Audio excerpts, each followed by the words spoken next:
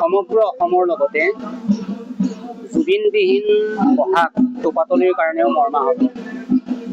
টোপাতলি ৰাইজে ইতিমধ্যেই 20 বছৰ ধৰি চলি থকা নকআউট ফুটবল টুৰ্ণামেণ্ট এখন ইতিমধ্যে জুবিনৰ নামত সমৰ্পণ কৰিছে। আৰু সেইকাৰণে টোপাতলিবাসীৰ কাৰণে জুবিন প্ৰাণৰো প্ৰাণৰ শিল্পী।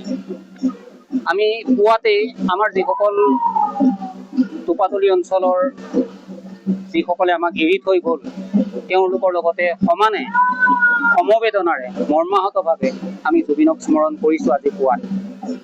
সেইকাৰণে জুবিনবিহীন বহাগ বুলি পেলাই ক'লে অসমৰ ৰাইজে যি অনুভৱ কৰিছে আমি সেইটোৱে কৰিছোঁ। এই বছৰ আমাৰ 48 সংখ্যক বৰ্ষত টোপাতলিৰ বিহুৱে 48 সংখ্যক বৰ্ষত আমি ক'ব নোৱাৰাকৈ যেতিয়া আমি জুবিনক চিনি পোৱা নাছিলোঁ তেতিয়াৰ পৰাই কেনেকে আমি নাজানো জুবিনৰ আদৰ্শটোকে আমি বিহুৰ জৰিয়তে টিকাই ৰাখিছোঁ।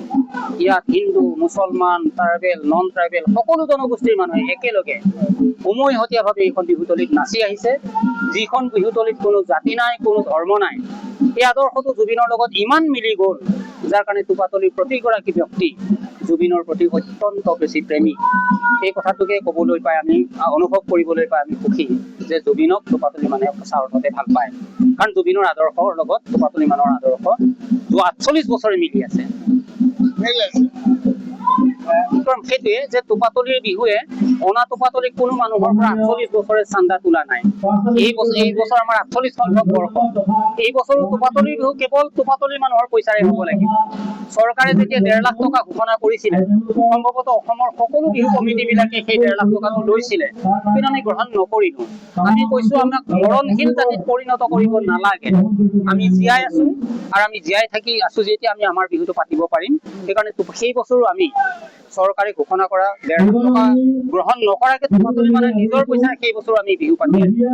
গতিকে এই বছৰো সেই ব্যতিক্ৰমটো আমি ৰক্ষা কৰিছোঁ যে টোপাতলি মানুহৰ পইচাৰে টোপাতলি বিহু চলিছে।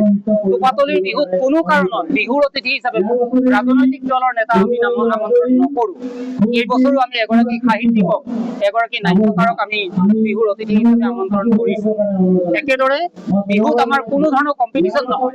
সকলো দলক আমি এটা উপযুক্ত মাননি দিওঁ, উপযুক্ত সন্মান দিওঁ। সকলোৱে যাতে ইয়াতে বেয়া পাই নাযায় সেই ব্যৱস্থাটো আমি ৰাখিছোঁ। আৰু জাতি জনগোষ্ঠী সকলোৱে যাতে সমান আদৰ পায় সেই ব্যৱস্থাটো আমি সদায় ইয়াত 48 বছৰে কৰি আহিছোঁ। এতিয়া আমি জনাম যে বিহু যিমান দিন অসমত বাচি থাকিব, বৰ্তি থাকিব, এই বিহুটোক অসমীয়া জাতি আমাৰ কৰি ৰাখিব লাগিব। আমাৰ বিহুটো আমাৰ হৈ থকা নাই বহু জেগাত। মানে পুঁজিপতি বনিয়াই পইচা নিদিলে বিহু পাতিব নোৱাৰা বিহু কমিটিবিলাকে তেওঁলোকে বিহুটোক আমাৰ কৰি ৰাখিব পৰা নাই। বনিয়াই পইচা দিলে যদি নাচে তেতিয়াহ'লে এইটো নৰ্তকীত পৰিণত হয়। আমি কোনো বনিয়াৰ টকাৰে নানাচোঁ, আমি নিজৰ পইচাৰে নাচোঁ। সেইকাৰণে অসমবাসীক আমি অনুৰোধ কৰিম নিজৰ পইচাৰে নিজৰ পিঠাৰে আমি নিজৰ বিহু যাতে পাতিব পাৰোঁ সেই কথাটো আমি মানে সকলোকে অনুৰোধ কৰিম। অসমবাসী সকলোকে অনুৰোধ কৰিম যাতে নিজৰ উপাৰ্জনৰ পইচাৰ নিজৰ বিহুটো আমি উদযাপন কৰিব পাৰোঁ।